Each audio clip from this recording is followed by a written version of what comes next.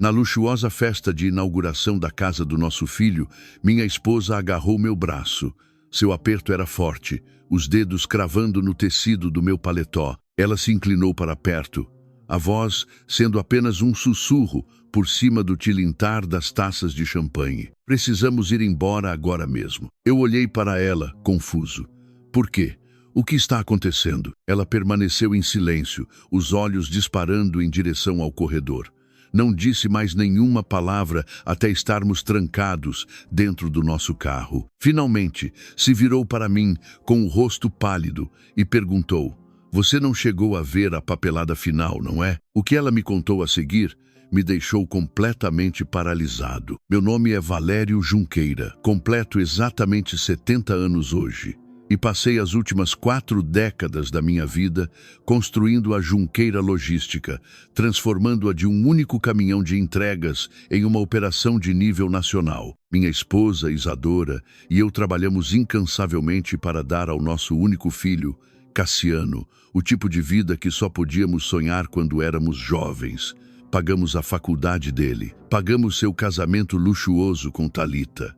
E no mês passado, transferi 6 milhões em dinheiro vivo, o pagamento inicial para uma deslumbrante propriedade de 5 milhões nos subúrbios nobres de Alphaville, em São Paulo. Era para ser o lar definitivo deles, um lugar seguro para criar nossos futuros netos. Esse era o sonho, ou assim eu pensava. Esta noite era a grande festa de inauguração. A longa e sinuosa entrada de concreto estava completamente lotada de carros de luxo caríssimos. Os garçons circulavam servindo aperitivos sofisticados. Mas algo pareceu incrivelmente errado no momento em que Isadora e eu entramos pelas portas da frente. Cassiano e Thalita mal estavam atuando como anfitriões. Em vez disso, a mãe de Thalita, Leonor, reinava no grande saguão principal como se a festa fosse dela. Leonor era uma mulher que sempre agia como se fosse a dona do mundo, apesar de não ter absolutamente nenhuma conquista em seu nome. Ela desfilava pela sala de estar, dando ordens aos funcionários e apontando as reformas como se tivesse pagado por cada tijolo. Tentei ignorar aquilo. Disse a mim mesmo que ela era apenas uma mãe dominadora, aproveitando o sucesso da filha. Peguei um copo de água com gás e fiquei perto da cozinha, observando meu filho. Cassiano parecia nervoso. Não parava de arrumar a gravata, evitando meu olhar sempre que eu olhava na direção dele. Sempre que eu tentava me aproximar para perguntar como tinha sido a mudança, Thalita convenientemente aparecia e o puxava para cumprimentar outro convidado. A atmosfera era sufocante. Senti-me como um estranho em uma casa que o meu próprio dinheiro havia garantido. Foi nesse momento que Isadora agarrou meu braço. Minha esposa é uma mulher forte e centrada. Ela lidou com os anos estressantes da construção do nosso negócio com uma graciosidade inabalável. Vê-la tão apavorada mandou um calafrio direto pela minha espinha. Seguia para fora, deixando o barulho da festa para trás. O ar frio da noite bateu no meu rosto, mas não fez nada para acalmar meu coração acelerado. Praticamente corremos pela longa entrada até onde eu havia estacionado meu sedã. Destranquei as portas e nós dois entramos. Isadora as travou imediatamente, respirando com dificuldade, apertando a bolsa contra o peito. "Isadora, fale comigo. O que está acontecendo? A Leonor te disse alguma coisa?" Ela balançou a cabeça lentamente, tentando recuperar o fôlego. "Valério, a casa. Você me disse que transferiu o dinheiro para a conta de garantia do Cassiano. Você me disse que esta casa era para o nosso filho, e é para o nosso filho", respondi, sentindo um nó se formar no estômago. Eu mesmo cuidei da transferência. O advogado imobiliário enviou os acordos preliminares no mês passado. Estava tudo nos nomes do Cassiano e da Thalita. Qual é o problema? Isadora fechou os olhos e uma única lágrima escorreu pelo seu rosto. Precisei usar o banheiro. O do andar principal estava ocupado, então subi. Passei pela suíte master e vi que a porta do escritório particular estava escancarada. Leonor estava lá. Ela fez uma pausa, engolindo em seco. Ela não estava apenas lá, Valério. Estava parada perto da mesa segurando uma taça de vinho, exibindo algo na parede para 3 amigas dela. Elas estavam rindo de nós. Rindo de quê? O que você viu era a escritura da propriedade. Estava emoldurada, pendurada bem atrás da mesa de mogno. Cheguei mais perto, fingindo admirar a marcenaria. Eu vi os nomes naquele documento oficial, Cassiano e Thalita. Afirmei com firmeza, embora uma dúvida doentia já estivesse se espalhando pelo meu peito. Não, o nome do Cassiano não está em lugar nenhum daquela escritura. O nome da Thalita não está em lugar nenhum. A propriedade está registrada exclusivamente em nome de uma holding, uma LTDA, que Holding, Cavalcante Participações. O ar no carro, de repente, pareceu pesado, irrespirável. Cavalcante, o nome de solteira de Leonor, o nome que ela usava constantemente para se gabar de sua imaginária herança aristocrática. Você tem absoluta certeza? Tenho. Vi o selo do cartório, vi a data de registro. Foi arquivado há 3 semanas, logo depois que você transferiu o dinheiro. Você não comprou uma casa para o nosso filho, Valério. Comprou uma propriedade de R12, 5 milhões para Leonor. Ela é dona de tudo. Fiquei sentado no escuro, o silêncio ensurdecedor. 40 anos de trabalho duro, sacrificando jantares em família para construir uma empresa. Tudo para garantir que meu filho tivesse um futuro seguro. E ele havia pegado as economias da minha vida e entregado as chaves para a sogra manipuladora. Meu próprio sangue orquestrou uma decepção maciça bem debaixo do meu nariz. Uma fúria fria e calculada substituiu o choque. Não sou um homem de me emocionar facilmente. Sou um homem que resolve problemas. Peguei meu celular e disquei o número pessoal do Cassiano. A ligação finalmente conectou. Cassiano, eu disse com firmeza, precisamos conversar agora mesmo. Mas não era a voz do meu filho do outro lado da linha. Uma risada aguda e arrogante ecoou pelo pequeno alto-falante. Ah, Valério, a voz de Leonor ronronou com profunda satisfação. O Cassiano está ocupado demais, movendo meus móveis antigos para a imensa suíte master. Muito obrigada pelo presentinho realmente adorável. A linha ficou muda. O silêncio dentro do carro foi quebrado apenas por minha esposa, chorando baixinho ao meu lado. Engatei a marcha e dirigi direto para casa. Dormir foi impossível naquela noite. Fiquei no meu escritório, cercado pelas paredes onde redigi os planos originais da Junqueira Logística há 40 anos. Liguei o computador e acessei o portal de registros imobiliários do município. Demorou menos de 10 minutos para encontrar exatamente o que Isadora havia visto. A escritura de R12, 5 milhões formalmente registrada em nome da Cavalcante Participações. Puxei o registro corporativo. A única sócia administradora era Leonor. Meu filho e minha nora tinham 0 participação na casa que meu pagamento inicial de R$ 6 milhões havia garantido. Imprimi cada página, coloquei os papéis em uma pasta parda e esperei o nascer do sol. Às 6h45, estacionei no estacionamento executivo da Junqueira Logística. Normalmente, chegava a este prédio de vidro e aço com orgulho. Hoje, não senti nada além de um pavor frio se instalando fundo nos meus ossos. Passei direto pela minha própria suíte de escritórios e caminhei até a ala financeira. Cassiano era o diretor financeiro. Eu havia lhe dado esse título há 3 anos, acreditando que possuía a integridade para administrar o império que eu pretendia deixar para ele. Empurrei a porta de carvalho sem bater. Cassiano estava sentado atrás de sua mesa tomando café, olhos colados em 2 monitores. Pai, ele disse rapidamente, mascarando a surpresa com um sorriso ensaiado. O que você está fazendo aqui tão cedo? Não retribuí o sorriso. Abri a pasta e bati os registros impressos do cartório no centro da mesa. Cassiano estremeceu.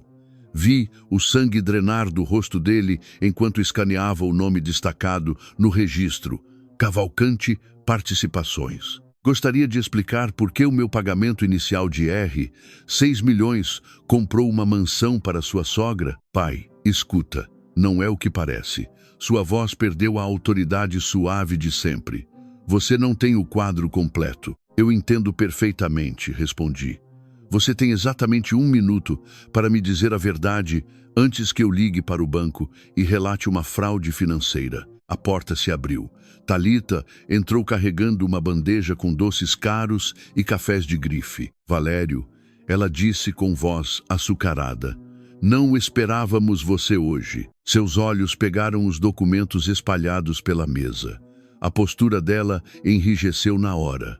Você realmente foi fuçar em registros públicos só para nos espionar? Não acredito que você violaria a nossa privacidade desse jeito. Violar a privacidade de vocês?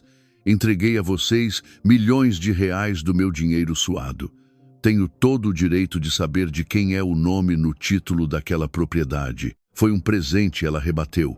Um presente significa que você abre mão dele. Em vez disso, está bisbilhotando pelas nossas costas. Isso é controlador, Valério. Francamente, é tóxico. Cassiano seguiu a deixa dela, encontrando coragem agora que tinha reforços. A Talita tem razão, pai.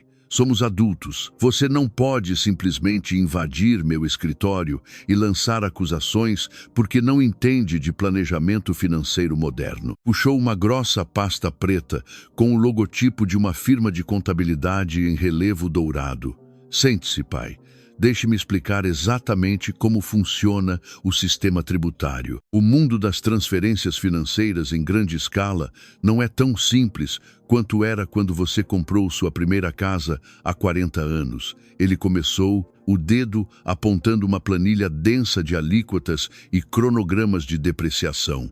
Se você tivesse transferido o dinheiro diretamente para as nossas contas pessoais, teríamos sido atingidos por uma carga de ITCMD absolutamente estarrecedora. O contador da mãe da Talita nos aconselhou a rotear a sua contribuição através de um veículo de holding temporário.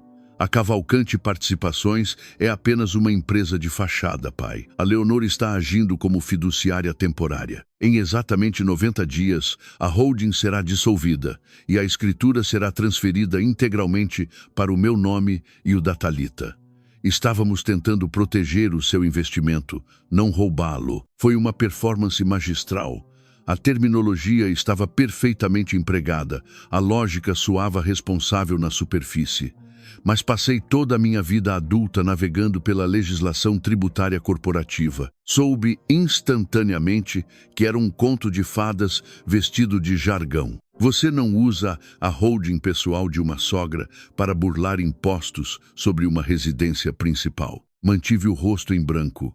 O silêncio deixou Talita ansiosa. Ela abandonou a postura agressiva por algo mais manipulador. O lábio tremendo, os olhos se enchendo de lágrimas cronometradas com perfeição. Valério, como você pôde pensar tão mal de nós? Minha mãe passou o último mês se matando de trabalhar com advogados e contadores só para garantir que estivéssemos protegidos. Você está tentando controlar o nosso casamento com seu dinheiro.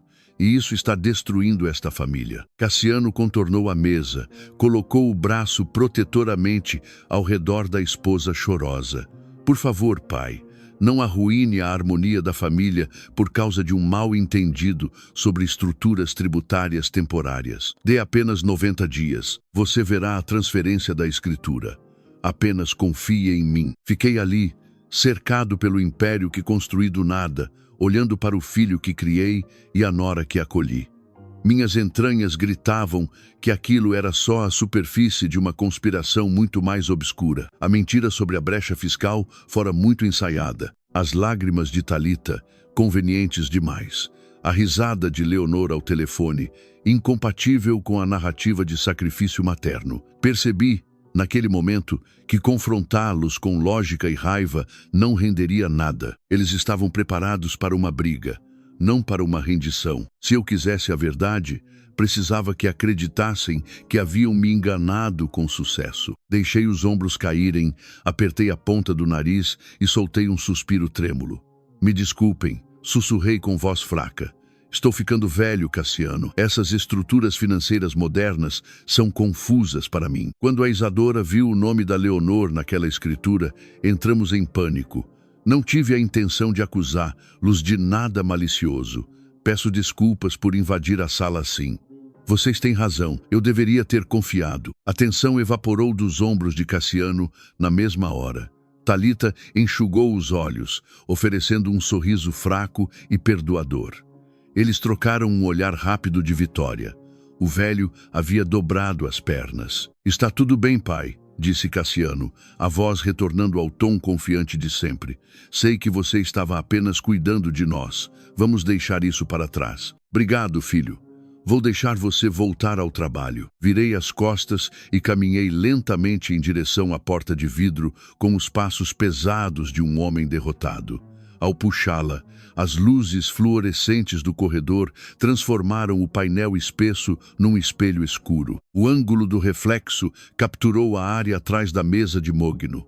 Cassiano achou que eu não estava mais prestando atenção. No reflexo, vi-o mergulhar de volta na cadeira, agarrar o mouse e clicar freneticamente, arrastando uma pasta digital diretamente para a lixeira do sistema. O texto na tela era grande o suficiente para ser lido no reflexo. O título do arquivo apagado gravou-se na minha memória.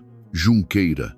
Transferências. Previdencia. A viagem de carro para casa foi um borrão de silêncio calculado. Uma brecha fiscal para uma casa de luxo era um engano nascido da ganância típica. Mas mexer no fundo de pensão dos funcionários cruzava uma linha moral que beirava o impensável. Eu tinha centenas de pessoas trabalhadoras que confiavam a mim a sua aposentadoria. Se Cassiano estava movendo o dinheiro delas, não estava roubando apenas de mim. Precisava saber quem estava puxando os cordões. Cassiano era arrogante, mas cauteloso. Não tinha a coragem de orquestrar sozinho um crime financeiro daquela magnitude. Alguém o estava empurrando. Parei numa loja no centro e comprei um extravagante vaso de cristal, o presente de desculpas perfeito. Cheguei à mansão pouco depois das 2 da tarde. Os portões estavam escancarados. Equipes de paisagismo podavam o gramado da frente. A porta principal estava entreaberta. Entrei silenciosamente, deixando as sombras ocultarem minha chegada. A casa ecoava com a voz exigente de Leonor. Segui o som até a sala de estar principal. O que vi fez meu sangue gelar. Cassiano, o diretor financeiro de um império de 200 milhões, estava literalmente de mãos e joelhos, segurando uma fita métrica contra a borda de um tapete persa. Leonor, em pé sobre ele, segurava uma xícara de chá de porcelana e o encarava com puro nojo. Mova exatamente 5 centímetros para a esquerda. Cassiano, ela latiu. Você é completamente incapaz de seguir uma instrução simples. Cassiano tateou o tecido, as mãos visivelmente trêmulas. Desculpe, Leonor. Vou consertar agora mesmo. Ela estalou os dedos 2 vezes. Ande logo. A designer de interiores chega em 20 minutos e eu não vou ter a minha casa parecendo uma bagunça por causa da sua incompetência. Observei meu filho se encolher, os ombros caindo em derrota. O executivo confiante, que tentara me intimidar horas atrás, havia sumido. Era um servo obediente na própria suposta casa, curvando-se aos caprichos de uma tirana. Dei um passo à frente, deixando meus sapatos estalarem contra o mármore. Cassiano pulou, tirando a poeira da calça, vermelho de vergonha. Leonor se virou, os olhos estreitando ao me ver com o vaso de cristal.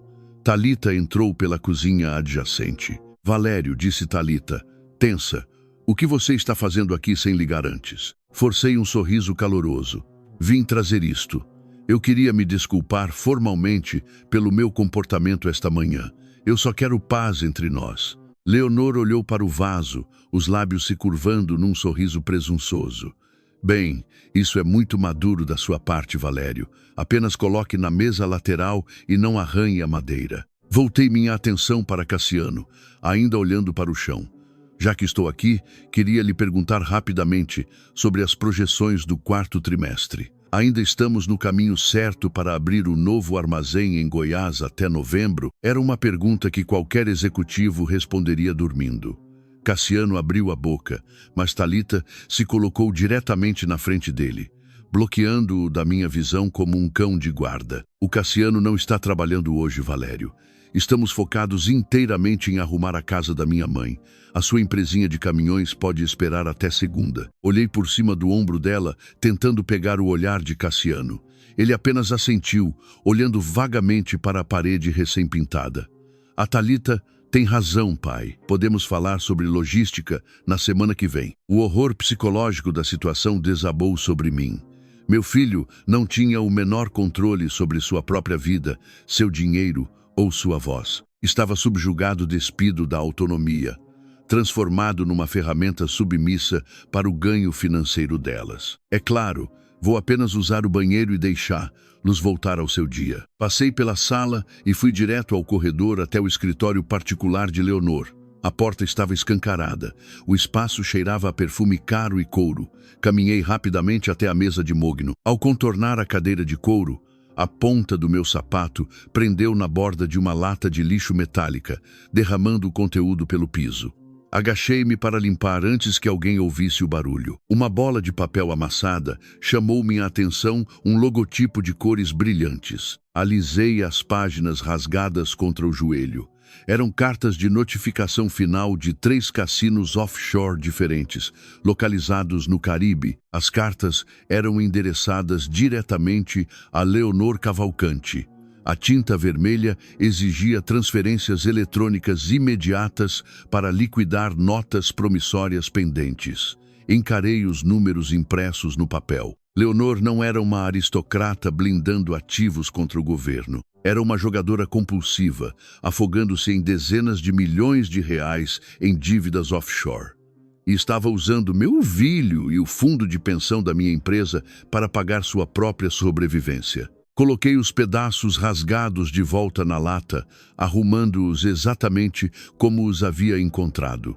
Minhas mãos estavam surpreendentemente firmes, apesar do furacão de raiva que varria minha mente. Levantei-me, alisei a frente do paletó e respirei fundo. Saí do escritório e voltei até a área de estar principal, onde Thalita e Cassiano estavam exatamente onde os deixei. Ofereci a ambos um sorriso educado e cansado, desempenhando o papel do pai derrotado com perfeição, e me retirei discretamente pela porta da frente. Quando cheguei em casa, Isadora estava me esperando na cozinha. Contei tudo à forma degradante como Leonor tratava nosso filho, o arquivo apagado sobre o fundo de pensão, as cartas de cobrança de casinos escondidas na lixeira. Isadora cobriu a boca com as mãos, as lágrimas brotando à medida que a magnitude da traição a inundava. Nosso filho estava roubando de nós para financiar um vício em jogos de azar.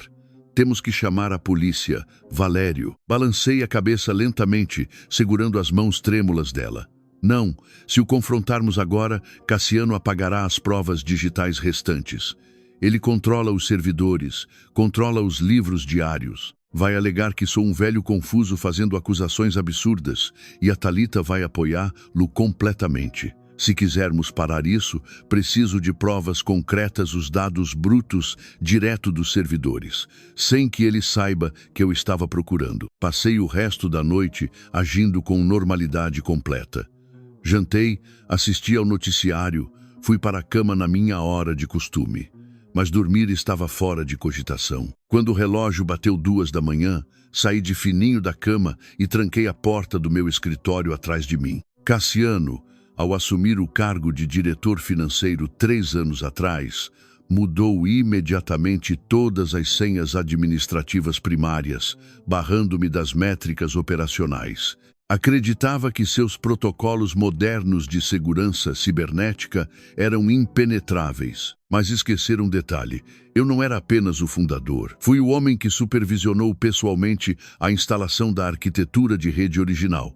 Há 2 décadas, antes de termos um departamento de tecnologia dedicado, eu mesmo havia codificado os antigos portais de acesso administrativos. Abri um terminal e digitei sequências de credenciais que não eram usadas havia mais de 15 anos, rezando para que os antigos protocolos ainda estivessem enterrados na estrutura do servidor. A tela piscou em verde. Eu estava dentro. Ignorei os relatórios trimestrais higienizados que Cassiano apresentava ao conselho. Naveguei diretamente para o livro razão principal, o sistema nervoso central de toda a operação. Comecei a puxar os registros de pagamentos a fornecedores dos últimos 12 meses, procurando anomalias, bônus não autorizados, fornecedores fantasmas. Na primeira hora, tudo parecia irritantemente normal. Faturas legítimas de combustível, manutenção, aluguel de armazéns, folha de pagamento. Cassiano escondera bem os rastros, enterrando o roubo sob montanhas de despesas de rotina. E então vi um pagamento mensal recorrente de R$ 150 mil, categorizado vagamente como consultoria logística estratégica. A empresa recebedora estava listada como consultoria LC. Cliquei no perfil do fornecedor e puxei o endereço de cobrança. Um complexo de apartamentos na zona leste de São Paulo, o endereço exato onde Leonor morava antes de Thalita se casar com meu filho. LC, Leonor Cavalcante. Era tão descarado que fez meu sangue ferver. Cassiano estava canalizando R$ 150 mil por mês da receita da minha empresa direto para a sogra, alimentando o vício em apostas e pagando credores de cassinos offshore. Alcancei o trackpad para iniciar um download em massa dos registros. Mas antes que o download pudesse sequer começar, a tela travou completamente e piscou em vermelho. Um alerta de segurança pipocou no centro do monitor. Substituição de admin detectada, alertando diretor financeiro imediatamente. A armadilha tinha sido acionada sem aviso prévio. Cassiano saberia, como um fato absoluto, que havia um usuário não autorizado dentro da rede. Desliguei o notebook na força, apaguei a tela e me forcei a pensar rápido. Cassiano receberia aquele alerta instantaneamente. Dada a magnitude dos crimes que estava cometendo, o pânico o consumiria. Ele não esperaria até o horário comercial para investigar. Viria direto para cá. Precisava estar pronto para ele. Fechei o notebook, tirei uma pilha de pastas antigas do meu portfólio de aposentadoria da gaveta e as espalhei caoticamente pela mesa para que o cômodo parecesse o espaço de trabalho desorganizado de um senhor tentando entender suas finanças. Subi as escadas, deitei ao lado de Isadora e fiquei olhando o relógio avançar lentamente em direção ao amanhecer. Não fechei os olhos. Às 6h15, o som de pneus na garagem estilhaçou a quietude matinal. Uma porta de carro bateu com força. Segundos depois, uma série de batidas rápidas esmurrou a porta da frente. Pedi a Isadora que ficasse na cama. Vesti meu roupão, amarrando a faixa de propósito meio torta. Baguncei o cabelo grisalho para parecer recém-acordado. Desci lentamente, fazendo meus passos soarem pesados. Abri a porta. Cassiano estava no alpendre, banhado pela luz pálida da alvorada, completamente desfeito. Usava a mesma calça social do dia anterior, combinada com uma camiseta amassada. Os olhos, injetados de sangue, corriam freneticamente pelo saguão, como se esperasse encontrar agentes federais prontos para algemá-lo. Cassiano, eu disse, a voz grossa de sono e temperada com confusão paterna. O que você está fazendo aqui a esta hora? Ele passou por mim e entrou sem esperar convite, respirando pesadamente. Pai, estamos com uma emergência corporativa. Os servidores foram invadidos ontem à noite. Alguém ativou uma substituição administrativa às 2 da manhã, direto dos antigos portais de acesso. O endereço de IP bateu com esta rede residencial. Alguém invadiu o seu escritório. Observei-o encenar a rotina desesperada, disfarçando o terror como preocupação executiva diligente. Deixei os ombros caírem, esfregando as têmporas. Ah, Cassiano, murmurei, eu sinto muitíssimo. Não há hackers, filho, fui só eu. Expliquei, a voz oscilando com vergonha fabricada, que não conseguia dormir e tinha ido dar uma olhada nos portfólios da própria Previdência, que o software novo era impossível de navegar, que tentei usar minhas antigas senhas mestras, esperando que contornassem as barreiras de segurança, que a tela piscou em vermelho, o computador travou, e eu, Frustrado, simplesmente puxei o aparelho da tomada e voltei a dormir. Observei o alívio inundar o corpo dele. O terror nos olhos injetados dissolveu-se, substituído pela arrogância de sempre. Soltou um suspiro dramático, jogando a cabeça para trás. Inacreditável. Você não pode inserir códigos administrativos obsoletos numa rede corporativa modernizada, pai. Você desencadeou uma cascata de segurança nível 5. Achei que estávamos sofrendo um ataque cibernético coordenado. Colocou a mão pesada no meu ombro, um gesto de falso conforto que só pretendia afirmar domínio.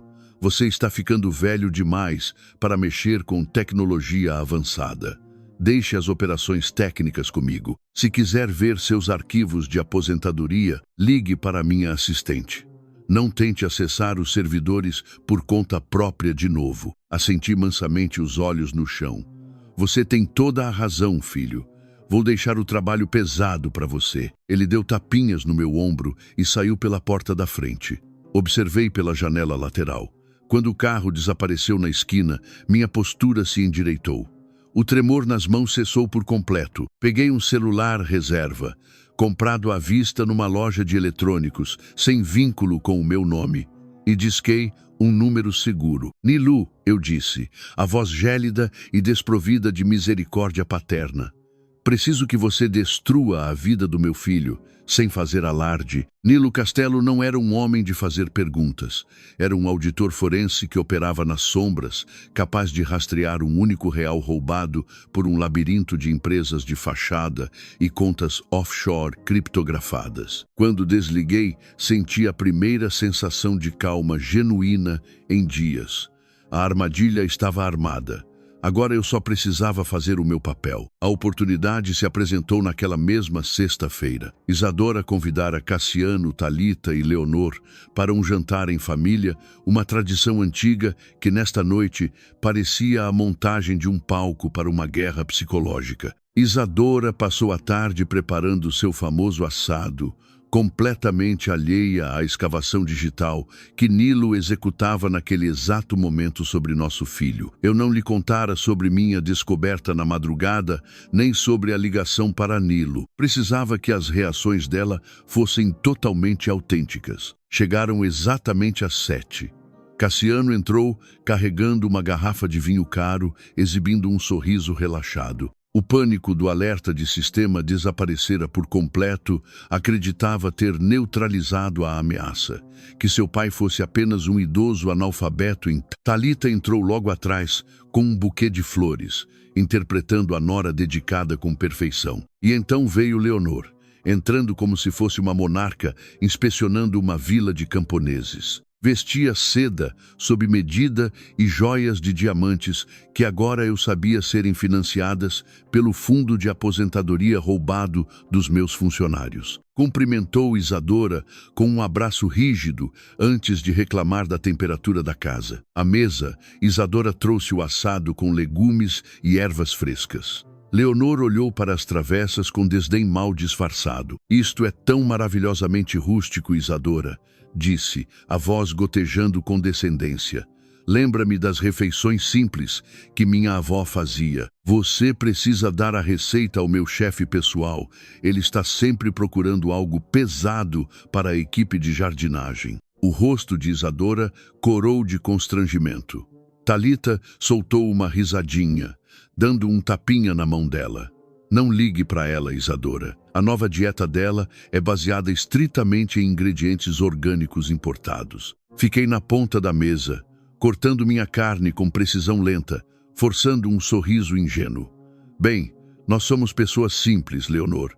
Ficamos com os clássicos. Só fico feliz que pudemos nos reunir e aproveitar a noite em família. Meu celular vibrou dentro do bolso. Uma mensagem de Nilo, apenas o suficiente para não levantar suspeita. Os cassinos cortaram o crédito dela há 6 meses. Ela está devendo a um sindicato internacional de agiotas. Continue jantando. Continuei imóvel, o garfo se movendo com naturalidade, o coração martelando. O celular vibrou de novo, minutos depois. R. 150 mil mensais não cobrem nem o juro semanal que ela deve. Achei o resto. Venha lá fora quando puder, você precisa ouvir isso pessoalmente. Pigarreei, chamando a atenção da mesa.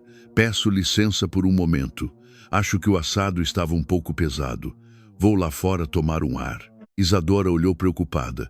Dei um sorriso para acalmá-la e me afastei. Atravessei o gramado até o estacionamento mal iluminado atrás do centro comunitário do bairro, onde o sedã escuro de Nilo esperava sob um aglomerado de árvores. Entrei e me sentei no banco do carona, o interior banhado pelo brilho azul do notebook. Você precisa se preparar, Valério, disse Nilo, a voz monótona de sempre. Seu filho não está apenas desviando dinheiro. Ele armou uma catástrofe financeira. Já sei que a Leonor está apostando o fluxo de caixa da empresa através daquelas taxas falsas de consultoria. É muito pior.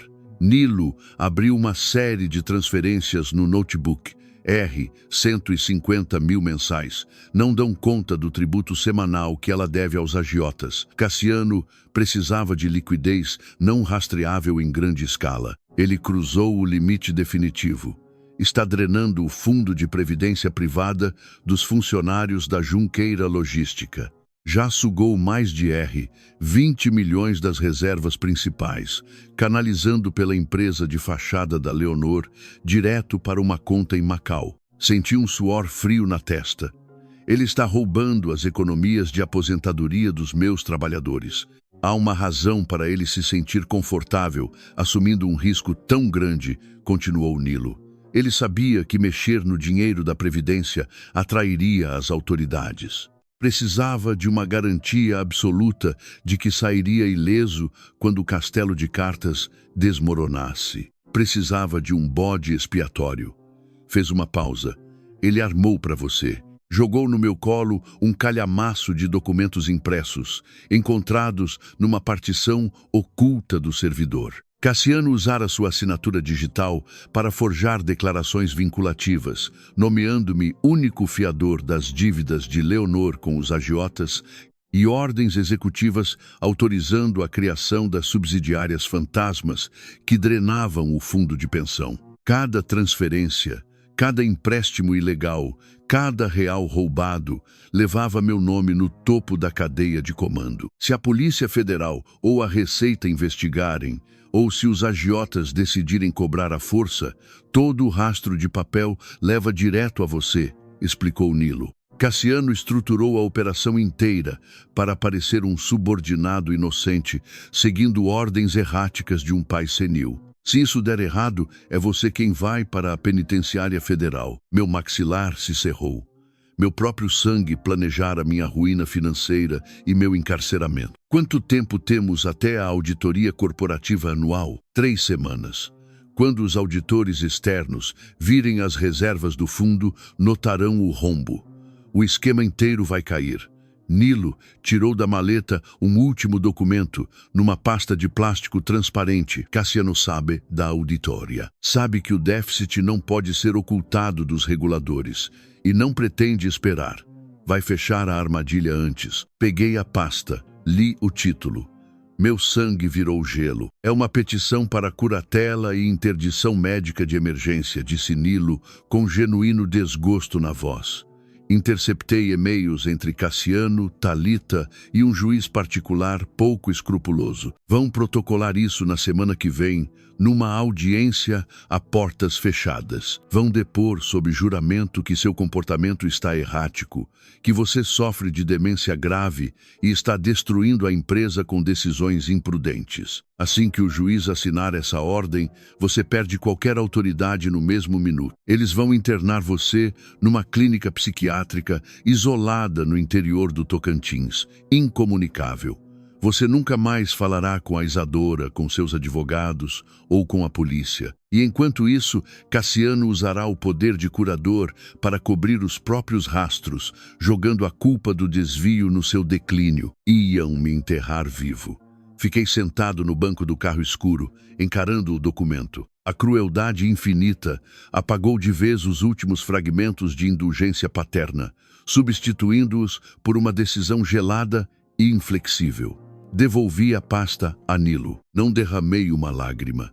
A hora de ter pena tinha acabado. Pedi a Nilo que assegurasse todas as evidências, rastreasse cada real roubado e blindasse meus bens pessoais com uma proteção legal impenetrável. Voltei para dentro, terminei o jantar sorrindo e disse boa noite aos convidados como se nada tivesse acontecido. Na manhã seguinte, comecei a atuação da minha vida.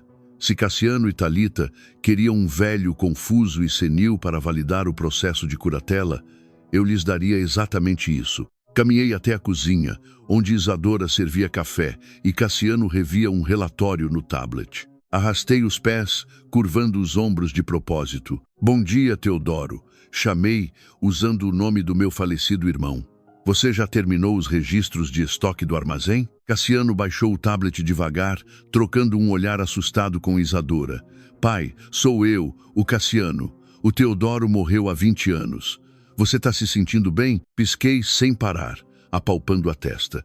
Pedi desculpas de um jeito frouxo, dizendo que dormira mal. Naquela tarde, quando Thalita passou para deixar amostras de tecido, executei a segunda fase. Escondi as chaves do meu carro na geladeira, entre o leite, e depois entrei na sala, revistando os bolsos, desesperado, gritando que as tinha perdido de novo. Thalita virou uma enfermeira condescendente na hora, encontrando as chaves em 3 minutos com um teatro exagerado de espanto, mostrando-as para o marido. Vi-os de rabo de olho, radiantes. Vi Cassiano puxar discretamente o celular para anotar mais uma prova do meu declínio cognitivo para o processo. Estavam construindo o caso deles, cegos para o fato de que só dançavam no palco que eu tinha erguido. Enquanto de dia interpretava o patriarca em declínio, de noite eu executava a retaliação. Reunia-me com Nilo e com meu conselho jurídico sênior em encontros discretos, madrugada adentro. Como a empresa, legalmente, ainda estava 100% no meu nome e os documentos falsos de garantia ainda não tinham sido acionados pelos agiotas, eu tinha uma janela estreita para retirar os pontos podres do meu império. Liquidamos discretamente minhas carteiras de ações pessoais, transferindo o capital para fundos fiduciários blindados, fora do alcance da Junqueira Logística e das mãos de Cassiano. Em seguida, neutralizamos as declarações forjadas. Meus advogados acionaram auditores especializados em fraude para travar os papéis que Cassiano montara, erguendo uma barreira legal entre o meu CPF e os mais de 20 milhões em dívidas de Leonor com os agiotas offshore. Mas meu movimento mais decisivo foi estrutural. 30 anos atrás, eu mesmo financiara pessoalmente a construção do nosso polo central de distribuição. A empresa ainda devia hipoteca sobre aquela propriedade. Discretamente, executei a transferência legal do ativo, retirando aquela imensa hipoteca das mãos da holding corporativa e passando-a diretamente para o meu fundo fiduciário pessoal. Numa única assinatura, deixei de ser o fundador vulnerável e me tornei o credor principal da própria empresa. Se Cassiano ganhasse o controle pela curatela fraudulenta, herdaria uma montanha de dívidas e o cobrador seria eu. Até o fim daquela semana, o dinheiro estava protegido. A armadilha na empresa dele estava montada e tínhamos provas forenses suficientes para colocá-lo atrás das grades por muitos anos. Só faltava a cartada final. Precisava dele agindo por ganância descarada, com tudo gravado. Na quinta noite, sentei-me à minha escrivaninha de carvalho e redigi uma isca irrecusável, um documento com o título Transferência Imediata de Poderes do CEO, repleto de jargão legal, delineando uma desistência incondicional do meu cargo na Junqueira Logística direto para Cassiano, com uma cláusula dando a ele acesso bancário absoluto. Era exatamente o que a curatela fraudulenta pretendia obter, só que embalado como um presente espontâneo, sem precisar de tribunal. Imprimi o PAPS e o deixei precisamente no centro da mesa, ao lado da minha caneta tinteiro banhada a ouro, com a linha de assinatura em branco. Um documento incompleto, ainda por preencher, mas ali, solto, tentador. Numa velha enciclopédia na estante, Eu tinha escondido uma microcâmera com detector de movimento, sintonizada num celular criptografado, focada exatamente no papel sobre a mesa. Deixei a porta do escritório entreaberta e desci até a cozinha, onde Cassiano lavava a louça de Isadora. Bocejei. Disse que estava exausto e ia dormir, avisando que havia esquecido papéis importantes na escrivaninha e pedindo que não mexessem neles. Subi com o coração disparado. No quarto, a transmissão do celular mostrava a mesa vazia, iluminada pelo abajur. Isadora estava sentada na cama, tensa. Segurei a mão dela e disse que precisávamos juntar algumas roupas e sair discretamente naquela mesma noite. Eu não dormiria sob o mesmo teto de gente que estava combinando como me internar. Saímos por uma porta de serviço perto do banheiro da suíte, na calada da madrugada. Nilo havia deixado um carro discreto para nós. Fomos até um hotel executivo no centro de São Paulo. Ali, sentados na ponta da cama, ligamos o notebook à tela de alta definição e assistimos à transmissão da câmera. Por mais de 1 hora, nada aconteceu. Isadora recostou-se no meu ombro, ainda esperançosa de que nosso filho não cruzasse aquela linha. À 1h15 da madrugada, a porta do escritório rangeu. 2 silhuetas entraram. Cassiano, acendendo uma luz extra, e Thalita, atrás dele, em passos silenciosos. Foram direto até a mesa, os olhos devorando o papel. "Olha só para isso", sussurrou Cassiano, ofegante. Ele mesmo redigiu essa maravilha. O velho está tão perdido na cabeça que resolveu se entregar sozinho. Thalita pegou a folha, lendo com um deboche cruel. "Nem acredito nisso. A gente achou que ia sofrer semanas no tribunal com a curatela, e ele já está se entregando sozinho, feito farelo de biscoito. Ele já não é ninguém." Isadora afundou o rosto na minha manga, chorando baixinho ao ouvir aquilo. Continuei filmando, imóvel por dentro. "Nem precisamos assinar nada hoje na calada da noite", disse Cassiano, com um sorriso frio. "Sirvo essa carta no jantar de família de sexta-feira, na casa da Leonor. Diante de todo mundo, com o show de constrangimento que ele mesmo está bancando, vai assinar de bom grado. Depois disso, encerramos a curatela sem precisar de mais nada. Tiramos ele de casa com uma equipe especializada rumo ao Tocantins. E a Junqueira Logística finalmente é só nossa." Isadora não parava de soluçar enquanto os dois planejavam nossa ruína. Eu a abracei, mas não senti nem por um segundo vontade de recuar. Estava vendo 2 criminosos confirmarem, com as próprias palavras e diante da câmera, cada peça da armadilha que eu mesmo tinha montado para eles. "Aproveitem bem o jantar de sexta", murmurei para a tela, "porque vai ser o último que vocês terão como pessoas livres." A sexta-feira chegou pesada, com um calor sufocante no ar. Parei o carro na entrada circular da mansão em Alphaville. Segurei a mão trêmula de Isadora.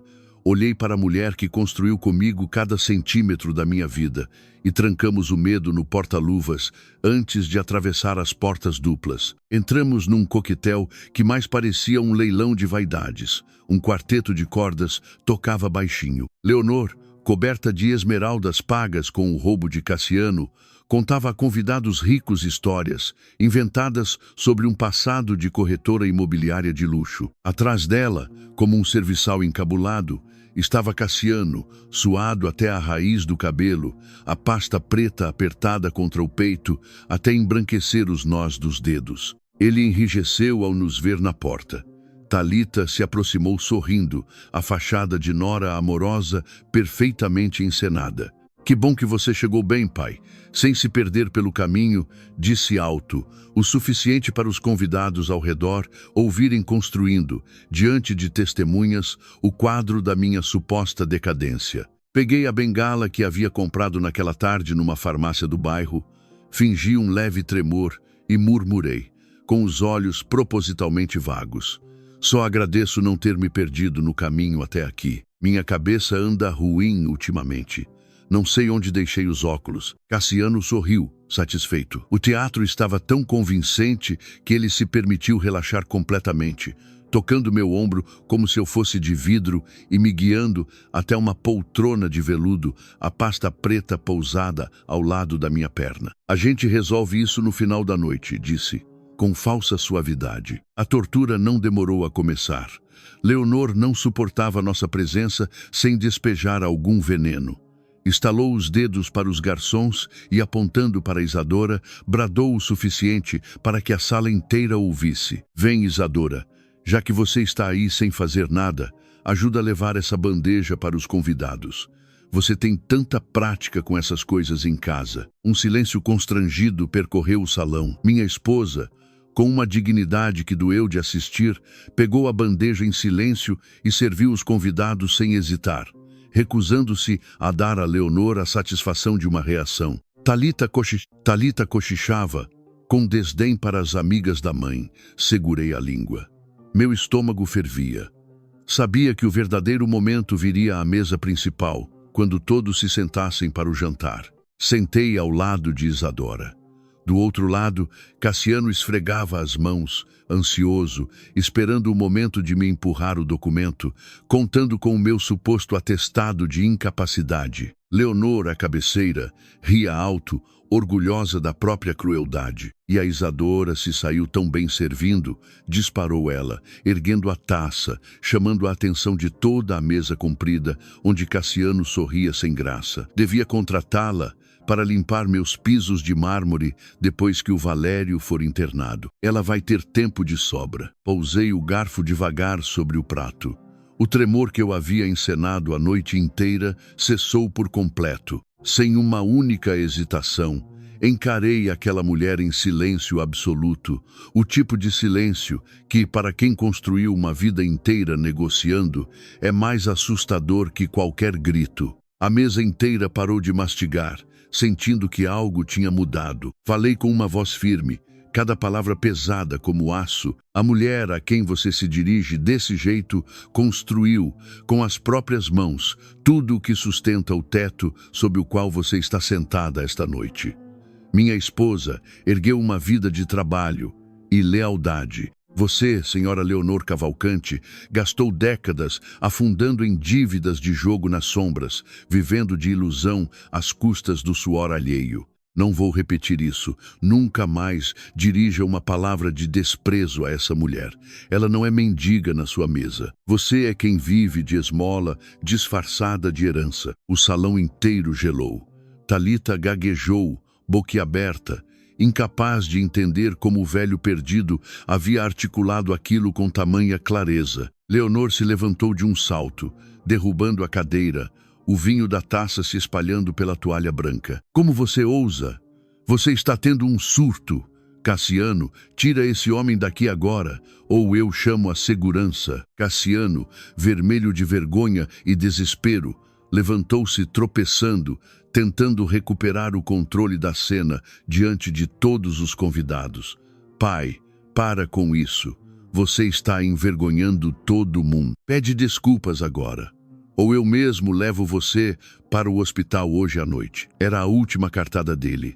Tentar me intimidar com a ameaça do isolamento no Tocantins, esperando que eu recuasse e assinasse o papel só para acabar com a cena. Mas ele havia confundido meu silêncio com fraqueza. Pegou a pasta preta, tirou o documento forjado e o estapeou sobre a mesa, empurrando-o na minha direção, junto com a caneta de ouro, a voz baixa e cheia de ganância mal disfarçada. Assina isso agora e acaba com essa vergonha. Olhei para o papel com um sorriso calmo, o sorriso de quem esperou semanas por aquele exato momento. Peguei a caneta, mas em vez de assiná-lo, girei-a entre os dedos e a quebrei ao meio, deliberadamente, deixando a tinta escorrer sobre a renúncia que ele mesmo havia me entregado. Você está demitido, eu disse, sem levantar a voz. Cassiano empalideceu, dando um passo para trás, sem entender. Foi então que as portas duplas do saguão se abriram. Nilo Castelo entrou acompanhado de 2 agentes da Polícia Federal, os distintivos brilhando sob a luz dos lustres. O murmúrio de pânico se espalhou pelo salão como fogo em palha seca. Meu filho, E esse esquema forjado por essa família, eu disse, erguendo a voz o suficiente para todos ouvirem, vinham há meses, tentando me convencer de que eu estava perdendo a cabeça enquanto desviavam R. 20 milhões da Previdência de trabalhadores honestos para pagar as dívidas de jogo da senhora Cavalcante com agiotas internacionais através de uma empresa de fachada nas Ilhas Virgens. Leonor gritou, tentando correr para a saída dos fundos, mas 2 policiais a interceptaram. As algemas se fecharam nos pulsos dela em meio a gritos e súplicas falsas para os convidados, que a essa altura já se afastavam, enojados com o cheiro de escândalo. Senhora Leonor Cavalcante, a senhora está presa por lavagem de dinheiro e fraude financeira, declarou um dos agentes, conduzindo a escada abaixo, entre as sirenes que já se ouviam do lado de fora. Tirei do bolso do paletó uma cópia do registro de propriedade recém-atualizado e a coloquei sobre a mesa, diante de Cassiano paralisado. Essa casa de 12 milhões e meio nunca foi um presente incondicional, filho. Transferi o dinheiro vinculado a uma cláusula contratual de continuidade profissional na empresa. Como você acabou de ser demitido por justa causa e como a garantia estava atrelada ao seu cargo, a propriedade reverte integralmente para a Junqueira Logística. Vocês têm até amanhã, ao meio-dia, para retirar seus pertences. Thalita, ao meu lado, virou-se para o marido com o rosto deformado de ódio. Você me arrastou nessa mentira, me fez de idiota sobre a burrice desse plano. Você destruiu minha vida. Quero o divórcio agora, antes mesmo de sair dessa casa. Saiu sem se despedir de ninguém, atravessando o salão em polvorosa, enquanto os convidados ainda tentavam entender o que tinham acabado de testemunhar. Cassiano caiu de joelhos, agarrando a barra da minha calça, soluçando. Pai, eu sou seu filho. Me perdoa. Eu vou confessar tudo, eu juro. Não me abandona assim. Olhei para ele por um longo momento. Não senti raiva, apenas o vazio de quem finalmente reconheceu que já não havia mais nada ali para salvar naquela noite. Sem dizer uma palavra, me afastei, peguei a mão de Isadora e caminhei em direção à saída, deixando-o ajoelhado no tapete que, ironicamente, ele mesmo tinha medido tantas vezes para agradar a sogra. Naquela semana, reunimos o conselho de administração e devolvemos, centavo por centavo, cada real desviado do fundo de previdência dos funcionários da Junqueira Logística, cobrindo pessoalmente qualquer diferença que a auditoria ainda encontrasse. Os trabalhadores que dedicaram a vida à empresa jamais perderam uma única aposentadoria. Vendemos a mansão de Alphaville e usamos parte do valor para reforçar o fundo de pensão. Isadora e eu nos mudamos para uma casa mais simples, num bairro tranquilo, onde finalmente voltamos a dormir em paz. Leonor foi condenada por lavagem de dinheiro e fraude, cumprindo pena em regime fechado. Thalita seguiu com o divórcio e desapareceu do nosso convívio, tentando reconstruir a própria vida longe do escândalo que consumira o nome da família. Cassiano perdeu tudo. O cargo, o casamento, o respeito que um dia gozara na cidade. Meses depois, numa noite de chuva forte, ele apareceu à nossa porta, encharcado, magro, irreconhecível, pedindo abrigo e perdão. Foi difícil vê-lo assim. Por um instante, o pai que ainda existia em mim quis abrir a porta e abraçá-lo como quando ele era criança. Mas lembrei da petição de curatela, das noites em que planejou me trancar longe da minha própria vida, das aposentadorias de pessoas que trabalharam a vida inteira para mim. Abri a porta o suficiente para lhe entregar um casaco seco e o contato de uma instituição de apoio a dependentes de jogo e expliquei, com a voz mais calma que consegui reunir, que aquele não era mais o meu lar para ele. Você teve tudo o que um pai pode dar a um filho, eu disse. Eu não vou te dar mais nada tirado à força de quem confiou em mim, mas espero sinceramente que você encontre um caminho para reconstruir sua vida por conta própria. Essa porta, um dia, talvez volte a se abrir, mas só quando for você a merecer, não a mim a ceder. Fechei a porta com cuidado, sem raiva, e voltei para dentro, onde Isadora me esperava com 2 xícaras de chá quente. Sangue não é garantia de lealdade, isso aprendi da forma mais dura possível. Mas também aprendi que reconstruir uma vida com quem realmente está ao seu lado, com honestidade e trabalho, vale mais do que qualquer herança perdida ou recuperada. Isadora e eu seguimos em frente, mais simples, mais leves e pela primeira vez em muito tempo, verdadeiramente em paz.